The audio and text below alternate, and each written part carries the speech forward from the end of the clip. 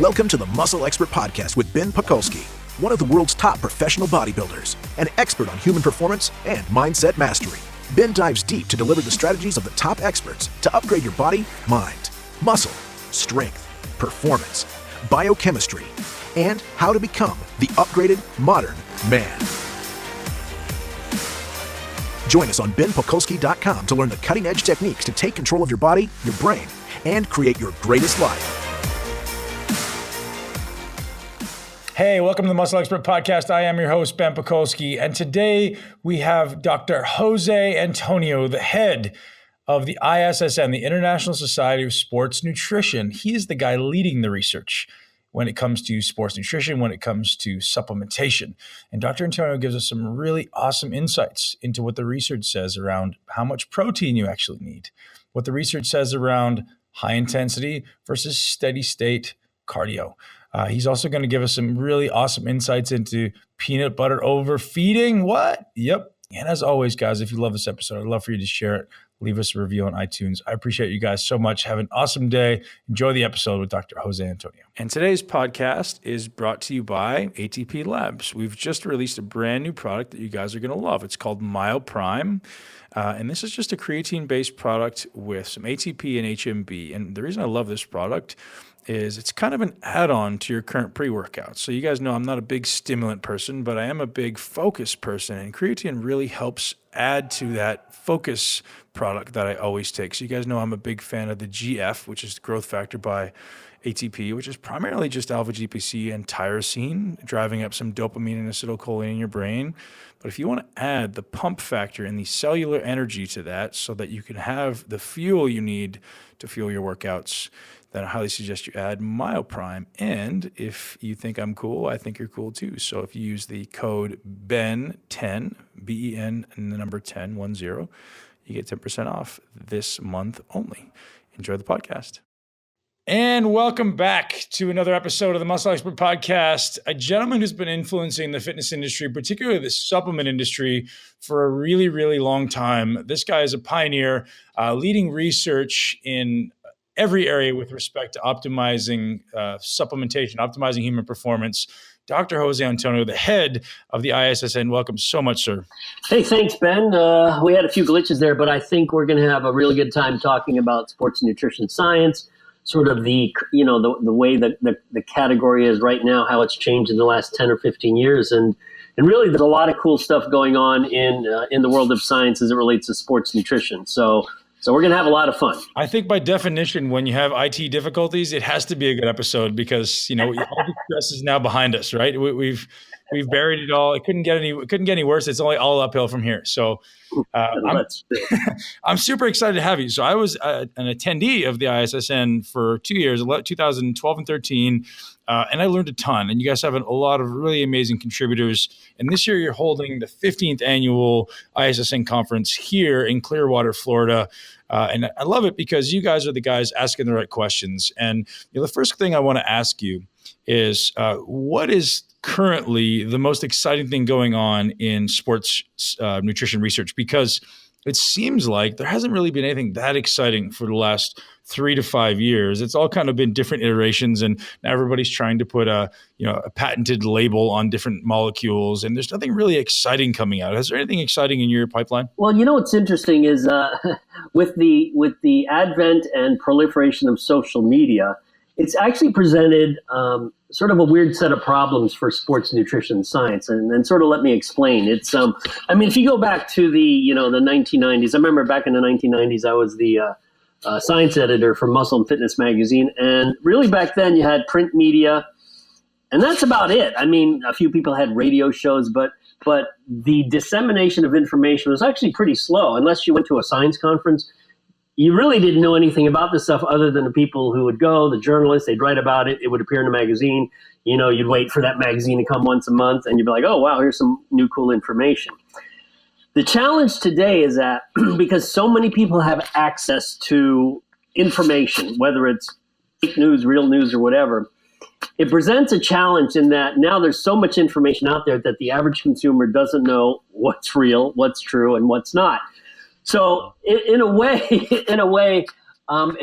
sports nutrition scientists find themselves in sort of this weird position where they're actually having to defend ideas that you and I have accepted for decades. Let me give you one example. High protein diets and the effects on renal or kidney function. I mean, this is something that people in the category and people, or at least most scientists, have realized that it's just a bunch of baloney.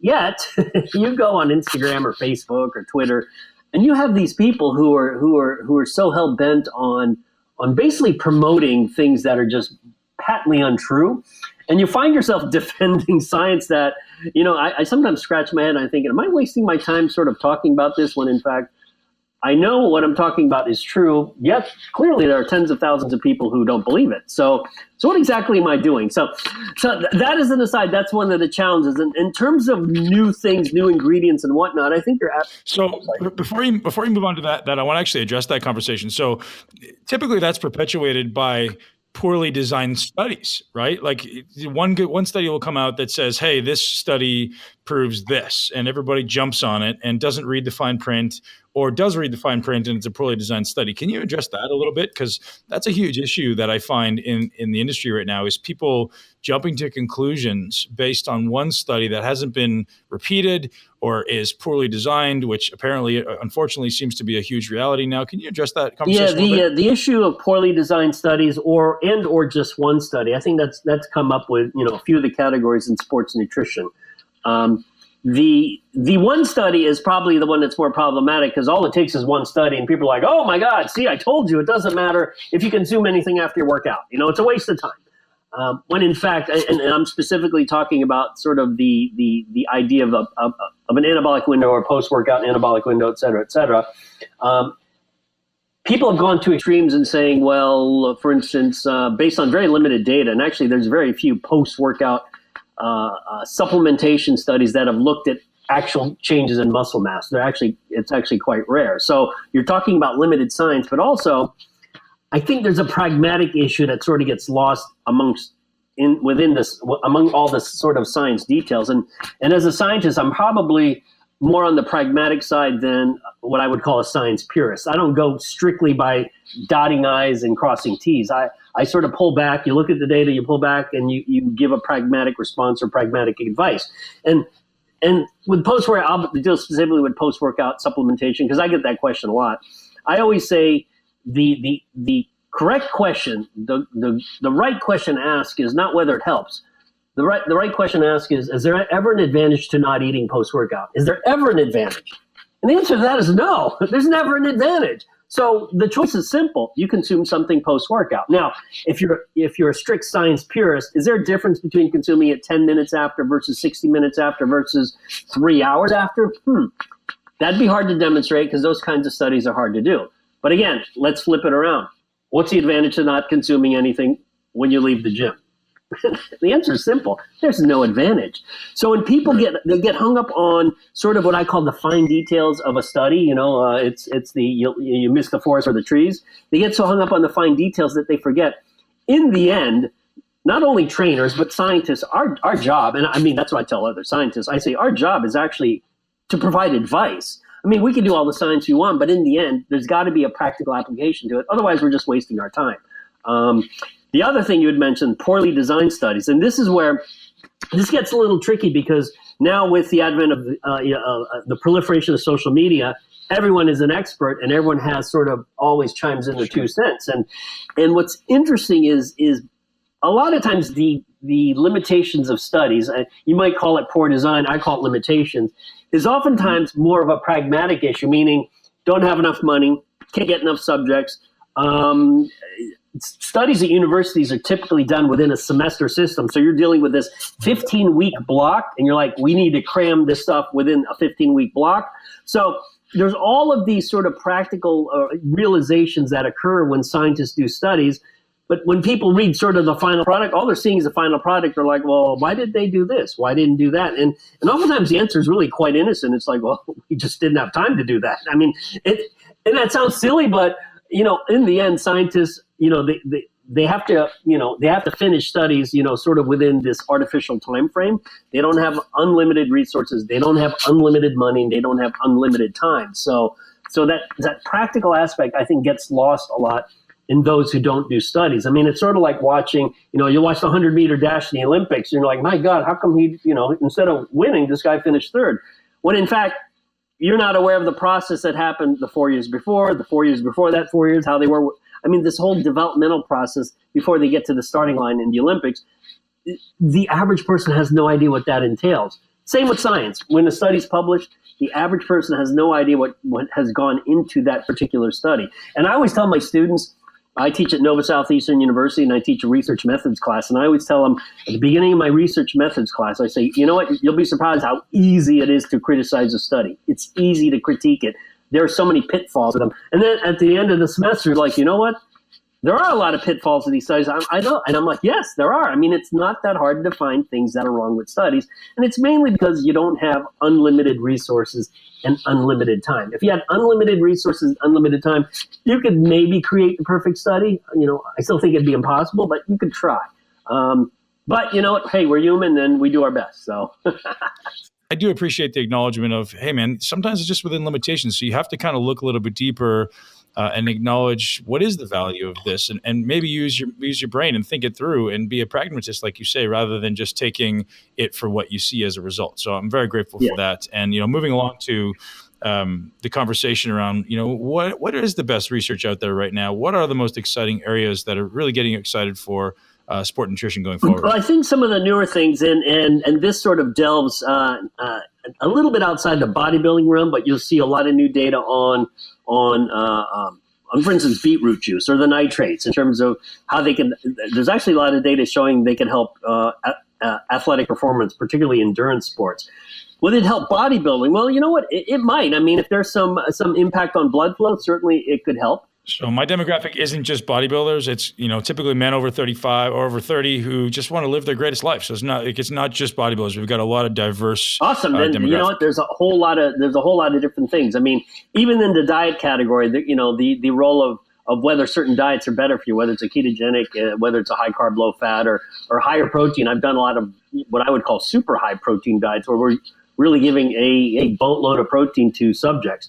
And we actually have 1-year studies on that. So let's talk about that before moving on. Like, that's really interesting to me. I'd love to hear more about that, because we have all these, it's the irony of the fitness industry right now. Everyone wants to jump on some type of camp, right? They want to be, a zealot toward one thing or the next and completely refute everything else. But I'd love to hear some of the applications and implications of a high protein diet sustained over a long period of time. What are you seeing? Are you seeing increase? Like, I don't even want to speculate what you're seeing. It's and I think here's the initial challenge was, people would say, well, what exactly is a high protein diet? When does high become high? And what's interesting, if you look at the scientific literature, when scientists use the word high, I read it and I'm like, well, that's not high. That's sort of normal. In fact, it's sort of normal/average for people who work out. Typically, you'll see anything like between 1.2 and maybe 2.0 grams per kilo as high. And I disagree. In fact, I'm putting together a paper where I operationally define high as anything over 2 grams per kilo, or you can even just make it 1 gram per pound. So to me, the baseline intake for all athletes, whether you're a bodybuilder, endurance athlete, triathlete, you do CrossFit, should be 1 gram per pound. Or if you want to work in kilos, 2 grams per kilo or 2.2 grams per kilo. So to me, that's the baseline. And you're suggesting that's a baseline. That's the baseline.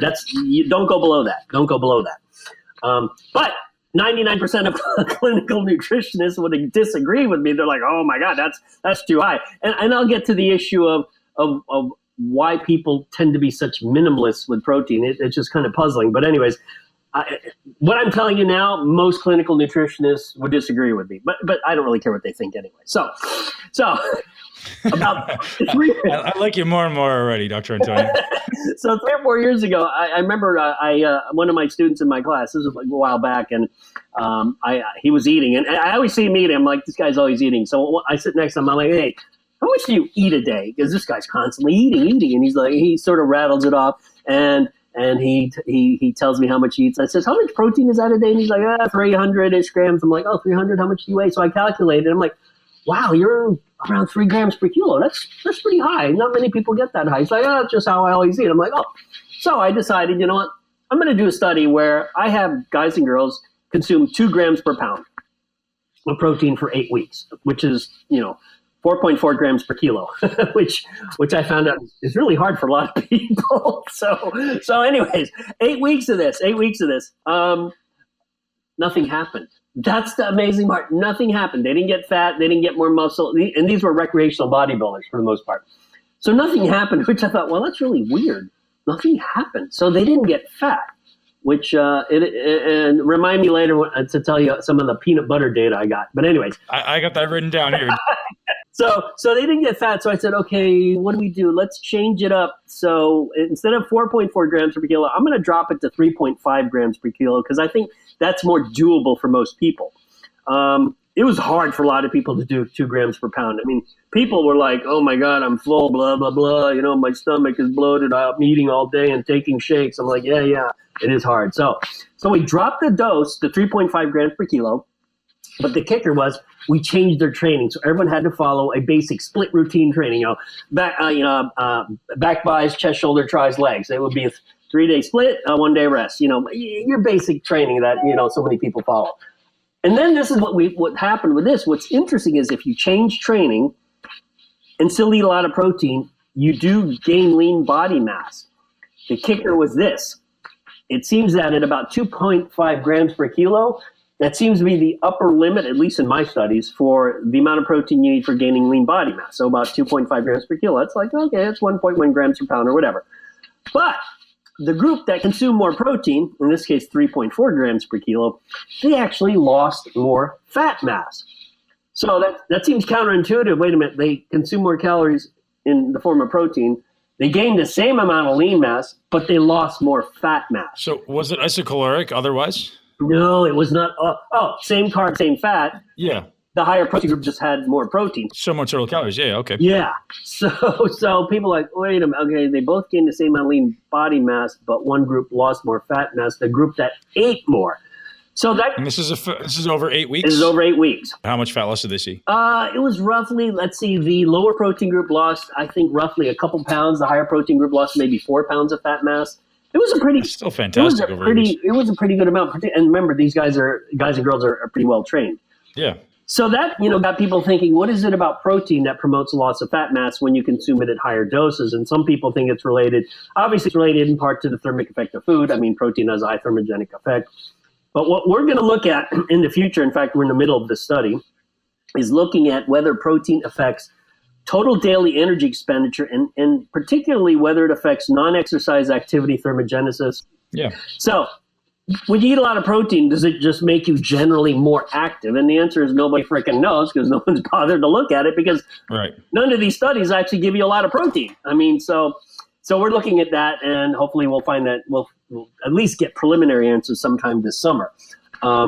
So on the high protein end, people said, well, that's only 8 weeks, blah, blah, blah. It's still going to not be good for their health and all that sort of stuff. It's bad for bones, bad for kidneys, bad.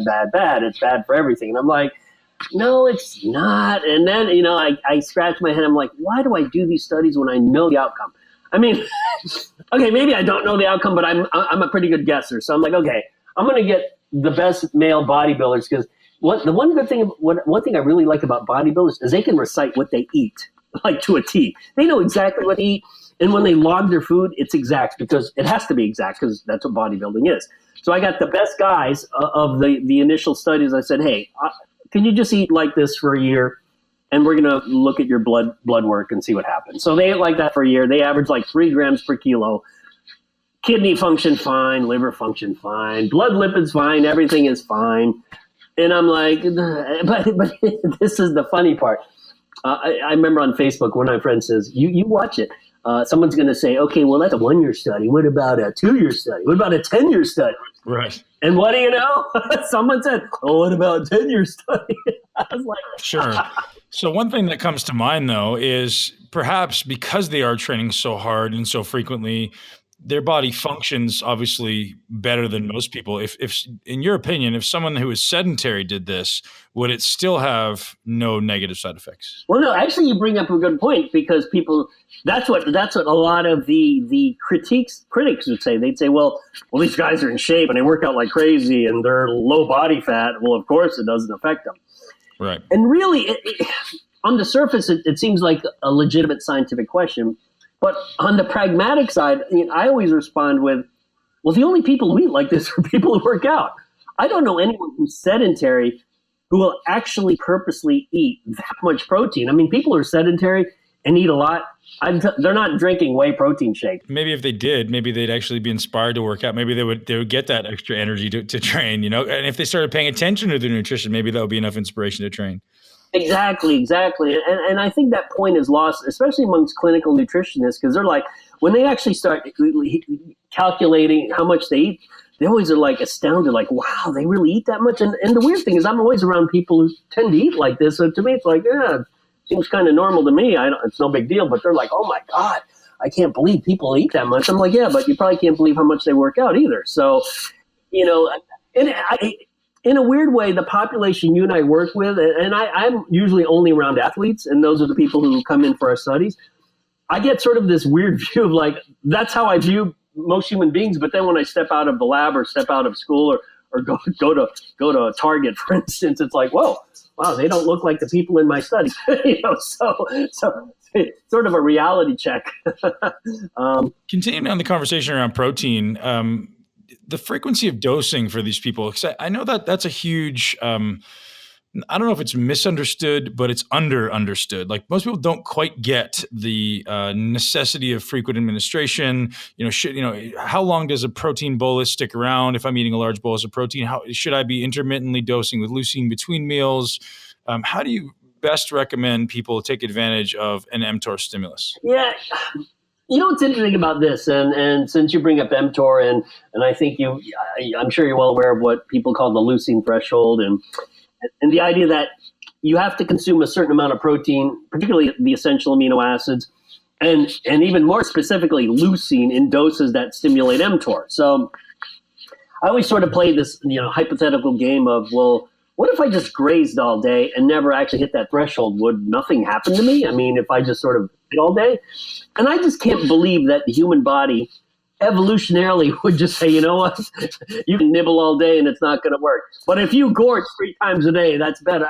To me, that just doesn't make evolutionary sense. So I'm not sure you have to hit a threshold. However, because we live in modern society and we tend to eat our meals at certain times of the day, I think from a pragmatic standpoint, something like breakfast, lunch, dinner with a snack somewhere in there would seem to work well for most people. And if you get somewhere around 50 grams of protein per meal, that should be sufficient during the day. Now, the data is all based on acute feeding, meaning, if you space your protein every 3 hours or every 2 hours or whatever, you look at the acute MPS response, muscle protein synthesis. Now, the challenge is, changes in muscle protein synthesis acutely reflect what happens in the long term. And it's really a hard question to answer because honestly, the studies that have to be done are the long-term studies where you actually measure muscle mass or lean body mass. And the problem is no one wants to do that because it's hard. I mean, imagine having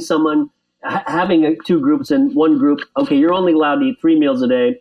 The other group is you have to eat 6 meals a day, but they're going to be isocaloric and isonitrogenous.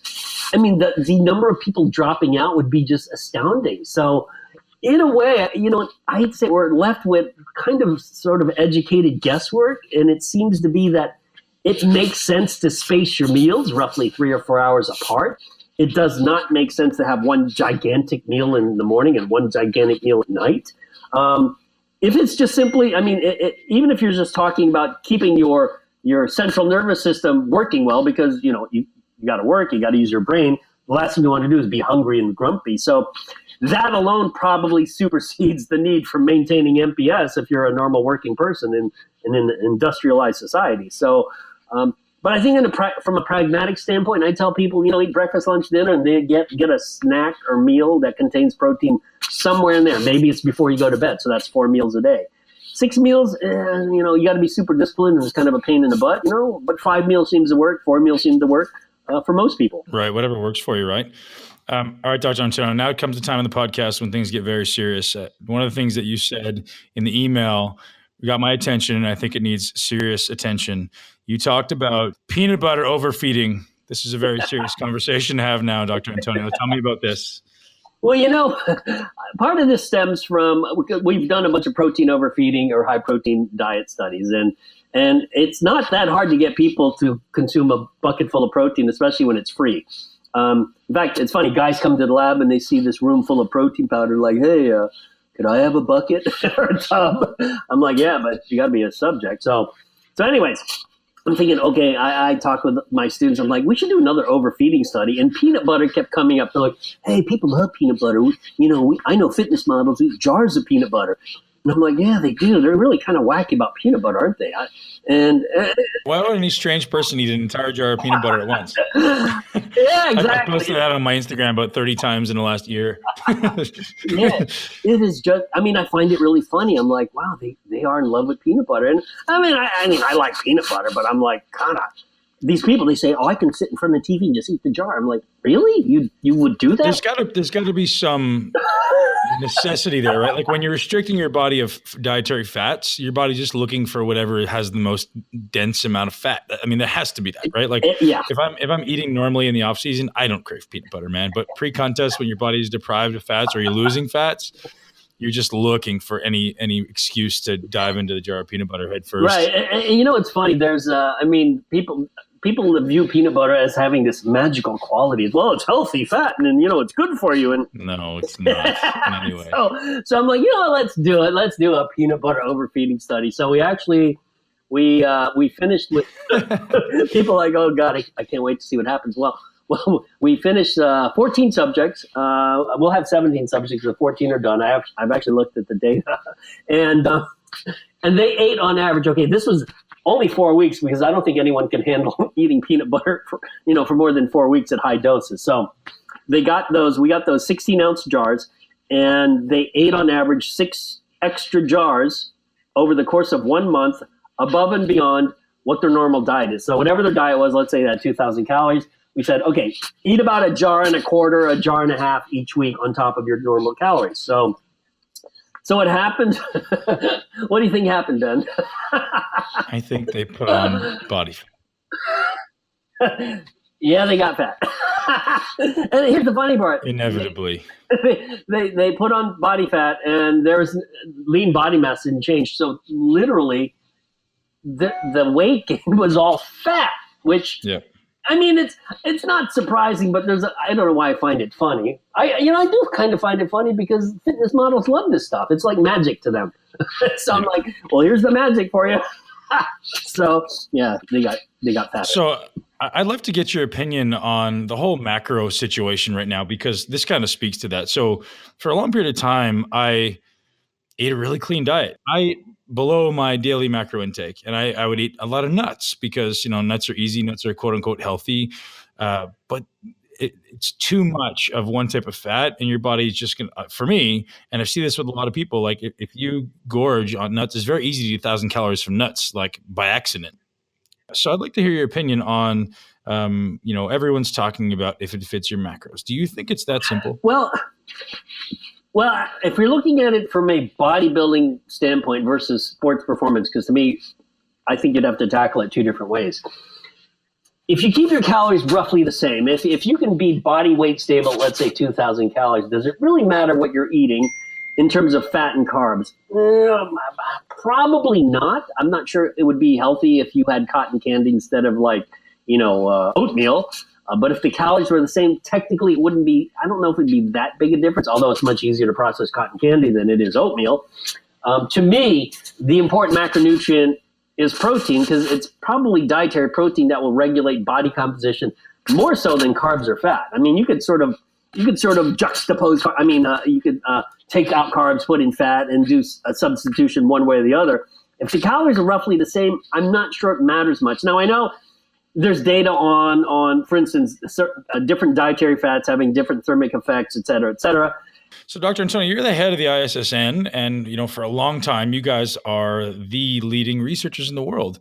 I want to get back to the question about what is exciting, or what are the top researchers in your organization looking at right now, other than high protein diets, and you mentioned beetroot juice, that maybe my listeners can get excited about, or any particular ingredients that have come to air on your end? So there's a lot of interest around nootropics. Anything interesting there that you found? Because I know you're on top of all this research, and I think it'd be a shame to not dig into at least a few of the key ingredients coming out. Well, you know what? Honestly, probably some of the cooler stuff coming out has to do with the role of genes, or people are looking at nutrigenomics. And like, for instance, we're going to present some data. There's a gene called the FTO gene. And the FTO gene predicts, sort of in the simplest sense, people who get fat, type 2 diabetic, blah, blah, blah, blah, blah. So we actually did a study. We took roughly 125 athletes. And these are, they range from collegiate to professional athletes. So these are high-end people. And we genotyped them, looking if they carry the FTO gene. And interestingly, those who carried the gene tended to be fatter, regardless of anything else. Meaning, in a way, and here's the thing: these athletes weren't fat. You're talking maybe the difference between 18% body fat and 13% body fat. If you looked at them visually, you're like, they're lean, they're in shape. But it's interesting how when you look at large groups of people, the people who carried the FTO gene were still the ones who carried the most fat. Even though, in general, all these athletes are training just as hard, they're training just the same, they have just as much experience in terms of athletic training, athletic development. So it shows the role of how your genes can affect your phenotype. Now, it doesn't mean you're a slave to your genes. It just means, if you're 5'5", you're not going to play in the NBA. That's how I look at it. But it doesn't mean you can't play basketball, at the local YMCA or whatever,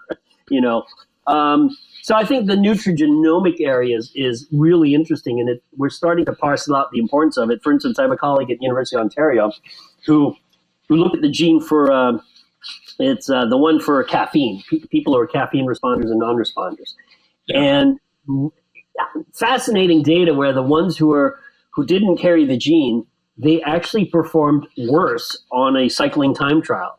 And I've always thought, people either do better on caffeine or nothing happens. I didn't realize people do worse on it if they don't have the gene. And indeed, these people actually did worse. So we might be able to parcel out some of these things, particularly in the nutrition field, where, maybe your particular genotype, this may work really well, or this may have a neutral effect. That's an area of research that I think is super exciting. The nutrigenomic area I think is super interesting. Also, the idea of we've been looking not just at muscle, but a lot of people are starting to focus on bone health because let's face it, as we get older, if you get bone demineralization, that could cause problems.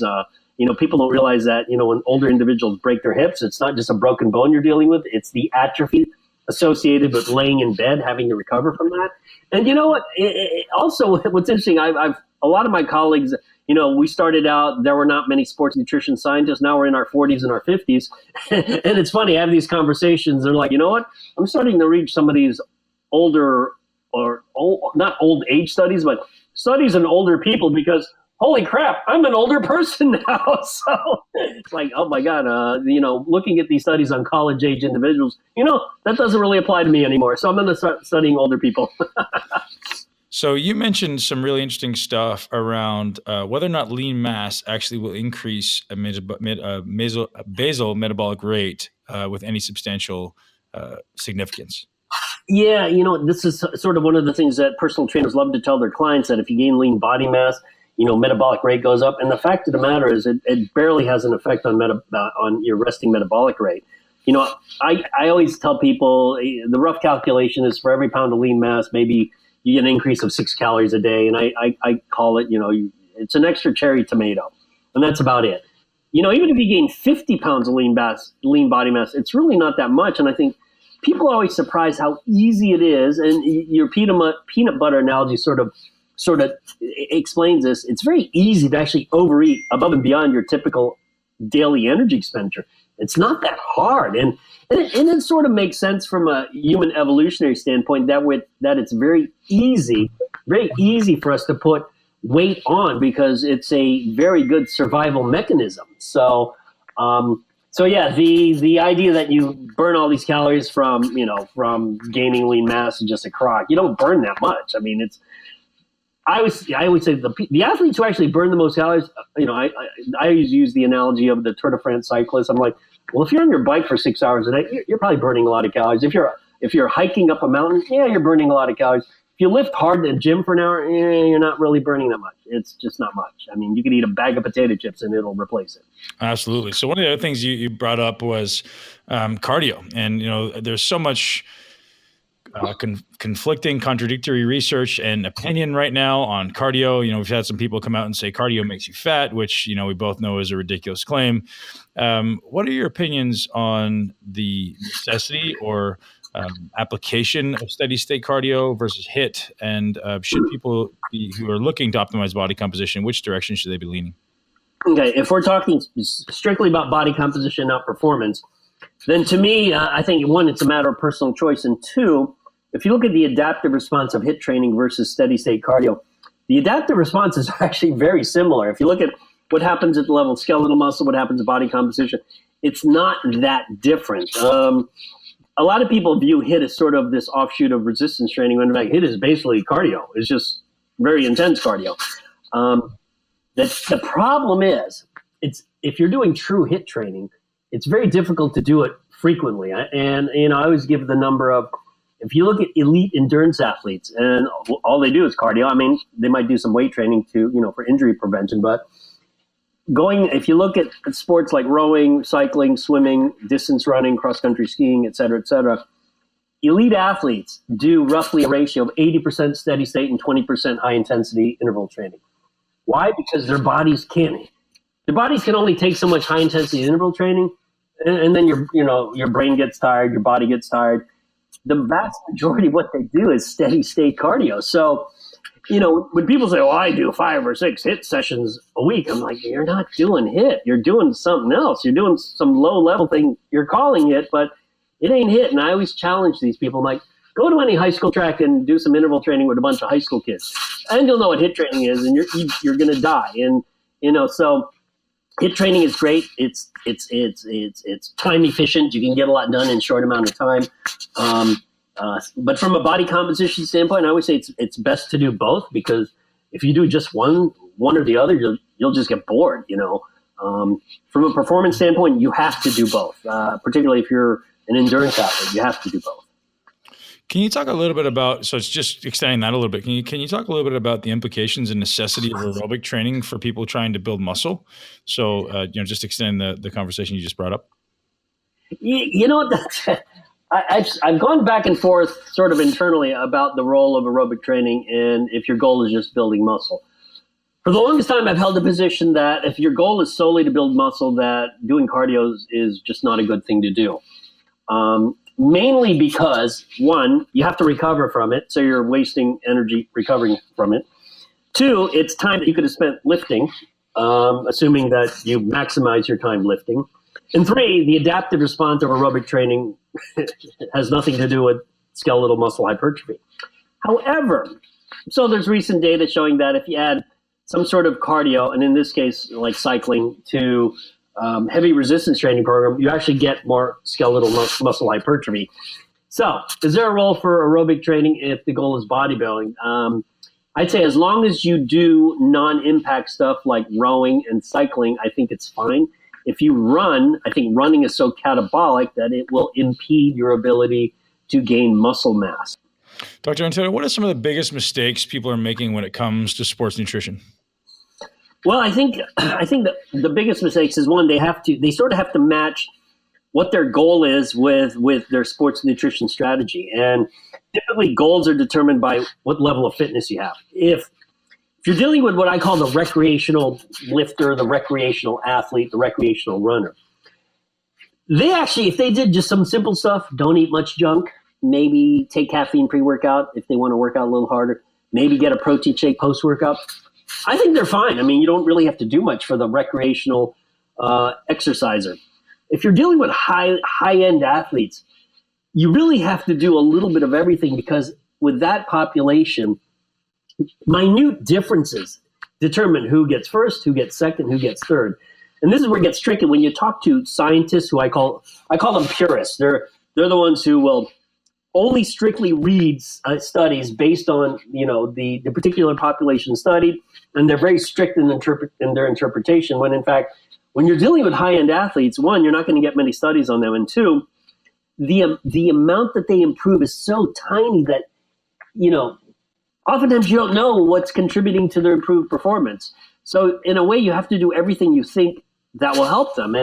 And from a scientific standpoint, you might say, well, it's almost educated guesswork. And, in a way, it kind of is. I mean, it's not like we have this cadre of, high-end athletes willing to be studied in a lab. You just don't. So a lot of it is scientific guesswork. The president of the ISSN, Dr. Antonio, thank you so much. Where can people find out more about the ISSN conference in Clearwater, June 7th through 9th in 2018? Yes, they can go to ISSN.net. That's ISSN.net. And the conference is at the Hilton Clearwater Beach. It's literally on the beach, the hotel. So rooms, they get sold out very quickly. So if you want to come to conference, reserve a room and register at ISSN.net. You will love it. It's 2.5 days of action-packed sports nutrition science. Do you have an idea of what anyone will be presenting on there, or is that still to be determined? Oh no, we actually have the program is online on ISSN.net. We have people talking about the ketogenic diet, post-workout nutrition, polyphenols. I'm giving a talk on overeating because I love overeating. Peanut butter. Yeah, exactly. One of my colleagues is giving a talk on cortisol. There's so much misinformation on cortisol. Talks about bone, talks about training for the triathlon, branched chain amino acids. We also have the strength coach from the Philadelphia Eagles giving a talk. So if you're a football fan, hey, if you're an Eagles fan, you should come and listen to Josh Hinks. He's going to talk about what they do with the Philadelphia Eagles and really a lot of cool stuff. A lot of original research will be presented. We have a lot of poster presentations of sort of hot off the press data that has not been published elsewhere, but we're presenting it at the ISSN. So a lot of really cool stuff. Well, if I am in town, you can count on me being there. I really look forward to that every year. And Dr. Antonio, I appreciate you so much. Hey, thanks, man. I've had a good time. Thanks a lot. Thank you. Have a great day. All right. I hope you guys enjoyed that podcast with Dr. Jose Antonio, literally the horse's mouth, the guy who is the head of the International Society of Sports Nutrition, leading the research. So I wanted to get him on here to hear it from his mouth. One of the things that Dr. Antonio says that research proves is that we need a lot of protein. We need a high amount of protein, especially if we're training hard. I agree with that. In most cases, I think most people are under eating protein and trying to compensate for it with other types of nutrients, thereby probably contributing to a negative body composition. So Dr. Antonio recommends a minimum of 1 gram per pound and all the way up to 2 grams per pound. The most important thing that you need to acknowledge is it's not just about quantity.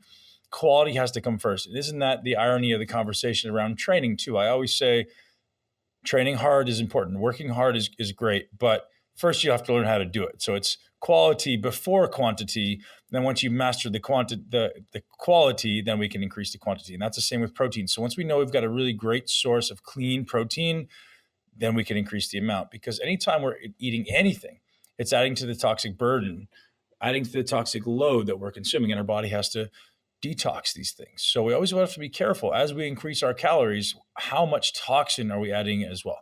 So finding the purest sources of everything. Dr. Antonio also gives us a little bit of insight on overfeeding with peanut butter. So I got a little excited about this, not going to lie. But unfortunately, as I predicted and as I assumed, it's just basically going to make you fat. Not so great, but it is what it is. We also talked a little bit about some cool things happening in research around beet juice, around things that you should be doing around training, as well as some insights into high intensity cardio versus steady state, which he says he believes aren't really that much different. Although looking at them from an energetic perspective, truthfully, I believe they're very different. Steady state is not tapping into any glycogen stores, not creating any lactic acid, whereas high intensity should be creating maximum amount of lactic acid. So if you look at those two things biochemically, I truthfully believe they're going to be doing two completely different things. When you're doing something producing lactic acid, you're going to be depleting the body of carbohydrate. By definition, that's what's necessary. Whereas when you're doing something that's steady state, it's more of an oxygen deficit. So it's an aerobic thing. It's not going to be any demand on the lactic acid. There's not going to be a demand on the glycogen system. It's going to be exclusively burning fat. So short-term and long-term, they're doing different things. So take it for what you will. Dr. Jose Antonio is an amazing, brilliant man researching the best things in the entire industry. So grateful to have him on to hear it from the horse's mouth. Check him out at the ISSN conference, and yours truly will actually also be there. If you love the episode, if you know somebody who tends to attach themselves to nutrition or research without thinking, they've become a zealot. Share this podcast with them, and hopefully we can help change their mind, open their eyes, and allow them to lead an easier path down a better path. Have a great day. Live your greatness.